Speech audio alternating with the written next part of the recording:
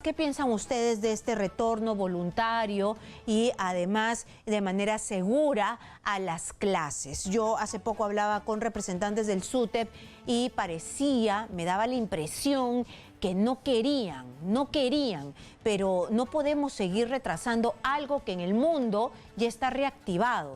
Somos los únicos que estamos perdiendo tantas clases y hay que ponernos en el caso de los niños.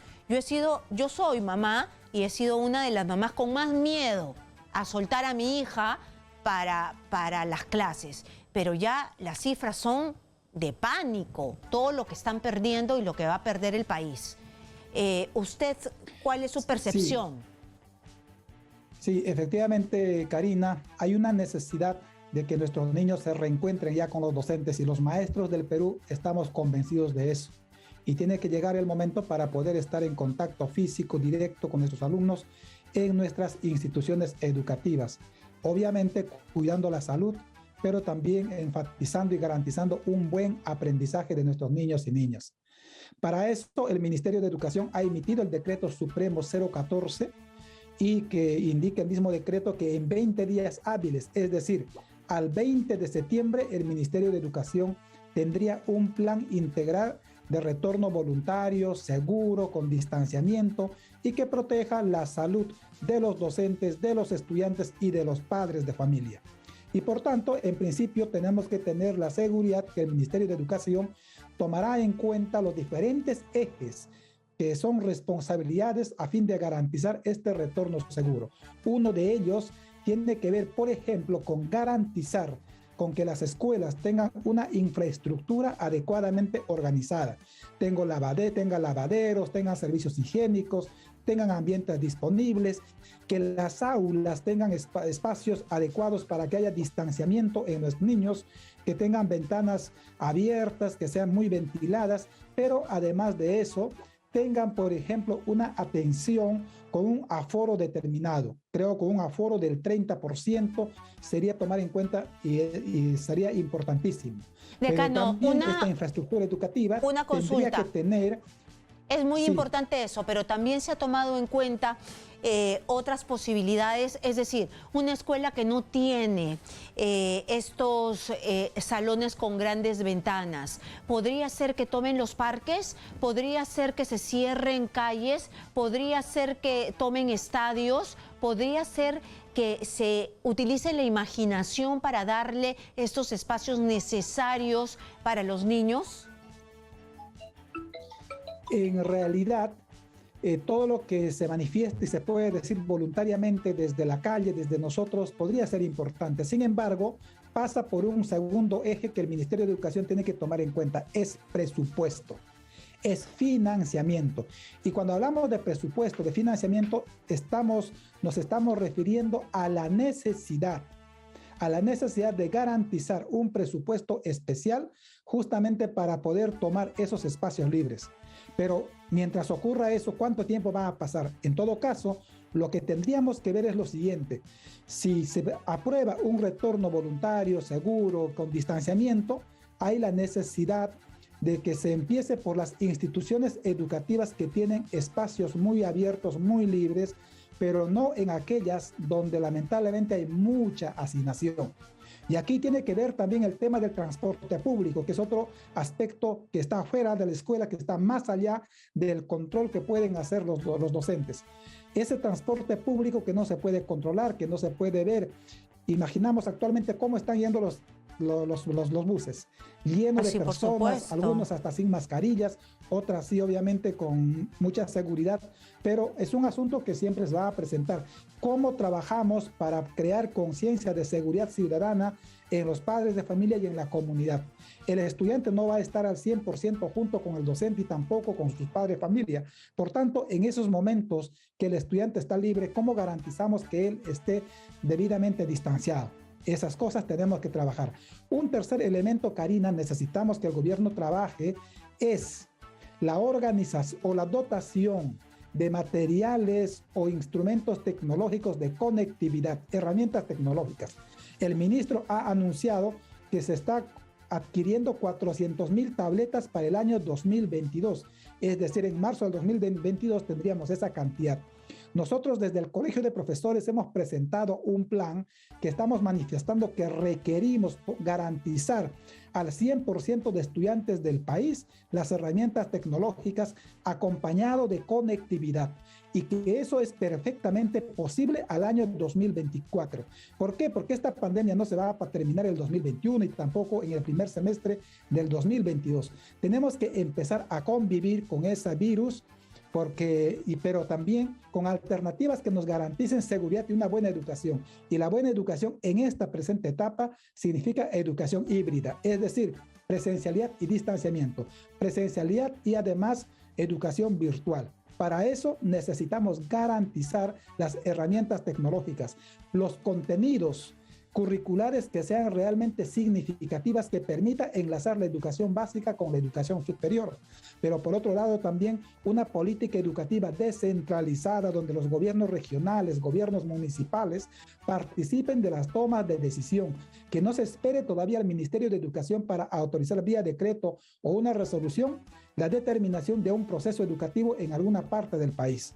Por ejemplo, en el sur del país, en Arequipa, hubo una escuela que se reabrió muy bien, estuvieron trabajando un promedio de 100 alumnos en esa escuela. Sin embargo, hubo contagios de más de 30 estudiantes, de tal manera que han vuelto a cerrar esa escuela.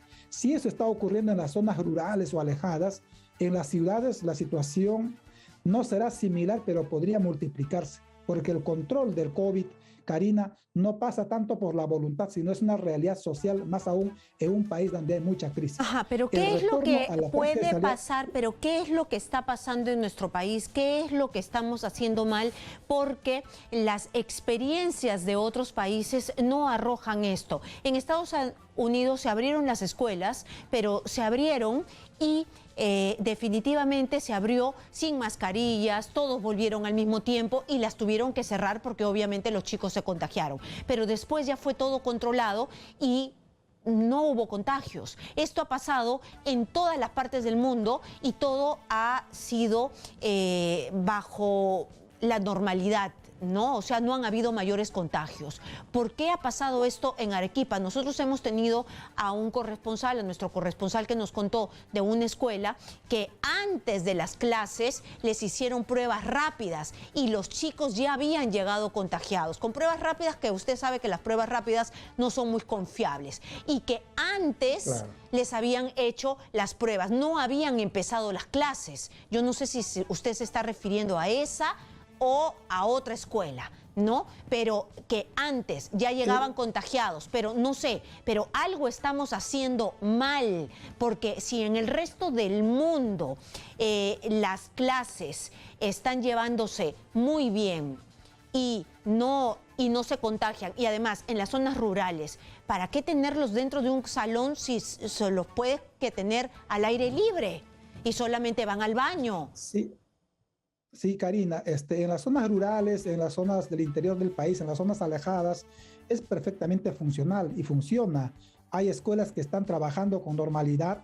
En las zonas rurales no usan mascarillas ni nada de ellas porque no hay la presencia de la pandemia en esa zona en específico. Eso es correcto. Por otro lado, es inadecuado comparar nuestra realidad económica, social y cultural del país con otras realidades donde tienen infraestructuras muy adecuadas. De eso estamos convencidos. Pero también yo discrepo con alguna gente que dice, abren los estadios, abren los restaurantes, abren los cines, pero no abren las escuelas. Es que en el estadio las personas no están 5 o 6 horas continuas. En las escuelas los niños van a estar 5 horas, 6 horas continuas y en un ambiente cerrado. De tal manera que es por eso que hay que tener mucho cuidado en dejarnos llevar por opiniones que algunos indican. Pero eso, también, ¿no? Cuando uno entra al restaurante, no está 3, 4, 5 horas sentado. Pero también es verdad, es verdad que si usted sale a la calle, ve a muchísimo jovencito, a muchísimo niño en las calles. Fue el Día del Niño y los niños estaban en el Conipar, no sé, estaban llenecito. La escuela es un lugar controlado, para eso está el maestro, para que se sigan las medidas de bioseguridad. Además, también he estado hablando yo muchísimo de este tema y decían, se puede ir interdiario, se podía ir en un parque, no se tenía que ir todas las horas, no estamos en una etapa normal, se tenía que conjugar la virtualidad con la presencialidad y sobre todo le quería yo preguntar, en este nuevo plan se va a priorizar el tema. Por favor, termino la entrevista. Se le mete una llamada. Sí. Se va a priorizar el tema del tema de la tranquilidad mental de los niños. Es decir, los niños han estado bajo mucha presión, han perdido el entorno, han perdido a sus amigos, muchos han perdido a sus familiares, han perdido a sus padres. Se les va a dar ayuda, apoyo psicológico, se va a abrir escuelas con psicólogos. Sí, Karina, todos los puntos que manifiestas es una necesidad y es una urgencia. Y vamos a esperar que al 20 de septiembre el Ministerio de Educación nos presente un plan específico al respecto, tal como indica el Decreto Supremo 014. Pero junto a ese plan, si hay una necesidad de tomar la calle, los espacios libres, tendríamos que financiar, tendría que haber un presupuesto especial para eso, si las hubiera. Sin embargo, vamos a esperar al ente rector, en todo caso, tomen en cuenta también las opiniones de los expertos. Nosotros como docentes podríamos opinar y de tener la voluntad determinada. Sin embargo, es el colegio médico, es el sector salud los que tienen que decirnos con autoridad lo que debe ocurrir. Pero por otro lado, no debemos dejar de trabajar en una coordinación multisectorial con las diferentes instituciones del Estado, gobierno regional, municipalidades, tomar en cuenta la opinión de los docentes y de los padres de familia. Ajá. Porque en el Perú estamos muy mal acostumbrados a veces a hacer en función a lo que alguien impone. Los medios de comunicación hacen bien en estar difundiendo y plantear la necesidad del retorno a la presencialidad. Es correcto, pero tengamos en cuenta que en ese plan debe decir los mecanismos, las formas, los procesos, las garantías que debe haber en la escuela y qué hacemos con las escuelas, por ejemplo, que no tienen los servicios básicos instalados, que son muchas aquí en Lima. Por supuesto, imagínense las escuelas en los fondos, en las zonas alejadas, tiene que haber una planificación, tiene que haber una planificación. Y yo de verdad, yo no esperaría a que el gobierno resuelva un problema que tiene 30 años sin agua, desagüe, baños, sin cerco perimétricos, con escuelas que no tienen infraestructura, porque no lo va a arreglar, decano, no lo va a arreglar. Y los niños no van a esperar de que les hagan un colegio nuevo. Por eso yo decía, cómo arreglamos las cosas. Nosotros habíamos pasado varias veces aquí de experiencias de otros países, que no estamos hablando de países pues del primer mundo, estamos hablando de Latinoamérica. Creo que tenemos las fotos donde en Colombia creo que se han ido a una playa y los niños, que me imagino una escuela cercana a la playa, y los niños han puesto solamente la pizarra y sus carpetitas. Entonces no es una gran movilización, ni plata, ni nada, sino encontrar el espacio que tienen más cerca a la escuela, el parque que tienen al lado de una escuela que no tiene cerco perimétrico, que no tienen nada. Entonces los niños, con que tengan el agua, con que tengan el baño cerca, entonces ya los maestros los están cuidando con mascarillas y ya están en un espacio al aire libre, y ya nos ahorramos todo esto de que tengan buena ventilación y todo eso porque están al aire libre. Entonces a eso yo me refería.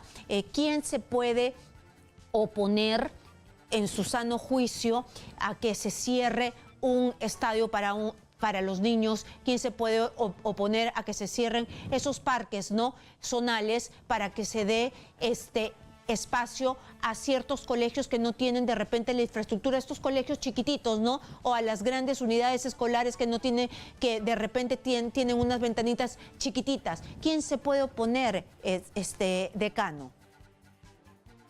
Sí, efectivamente hay una necesidad de trabajar con voluntad, con decisión y con compromiso para mejorar la educación. Bienvenido, al menos en estos 2 últimos años debido a la pandemia. Pero también tenemos que entender que todas esas condiciones que está usted expresando, por ejemplo, no se resuelven solamente con una exposición de ideas si no se resuelven en temas concretos, porque a esos estudiantes, a los 20, 25 niños, tenemos que acompañar a esos espacios libres, tenemos que garantizar su seguridad, tenemos que garantizar su alimentación, tenemos que garantizar servicios higiénicos y otras. Pero por eso justamente decimos, las escuelas de una y otra manera deben tener servicios básicos y mínimos, porque es ahí el ambiente en el cual van a estar mucho más seguros que estar en zonas muy abiertas. Pero mire, para algunos lugares, miren la foto de la playa. Pero no miren va a la foto de la para todos playa. los colegios, porque en Lima, Karina, Sí. permítame, en Lima miren la foto de la playa. Privadas. Sí, miren la foto de la playa. Es decir, estamos en época de pandemia, estamos en época donde los niños están encerrados, estamos en época donde no hay ni una hora de clase. Entonces, buscar alternativas. Nadie está diciendo en este momento quizá que los niños van a estar de 8 a 2 de la tarde, ¿no? Nadie va a decir que se va a retomar todas las horas de clase ni todos los días, sino darle el sostén que la escuela da, que es los amigos, que es la relación con el mundo, que es de repente algunos cursos los más difíciles, pero yo no creo que vayan a ir las 8 horas, yo no creo que vayan a ir de repente a almorzar ahí, de repente les dan, a los que dan este subsidio, de repente les dan su bolsita y se los llevan a su casa, ¿no? Yo le digo, esta escuela me imagino que está cerquísima a este sitio, pero a un parque, a la calle, a una calle donde la puedan cerrar, con serenazgo, con la municipalidad. Yo de verdad que yo creo imposible de que los niños vayan las 8 horas a estudiar como si estuviésemos en la normalidad. Creo yo que van a ir por momentos a interrelacionarse y a tener el sostén mental y a los cursos más difíciles. ¿No debería ser de a poco? Yo creo que, Karina, es importante iniciar un plan piloto, un análisis concreto de lo que va a ocurrir en las escuelas urbanas. Le comentaba, ¿no? Hay colegios grandes que tienen espacios donde fácilmente se podría trabajar. Por supuesto. Pero los que sufren más son justamente los estudiantes de las zonas, de los conos, donde no tienen escuela, no tienen conectividad, no tienen herramientas tecnológicas, y por tanto el retorno a la presencialidad o semipresencialidad no debe hacernos descuidar de otras necesidades que el Estado tiene que atender, como es conectividad, como son herramientas tecnológicas y la entrega de otros insumos necesarios a los estudiantes.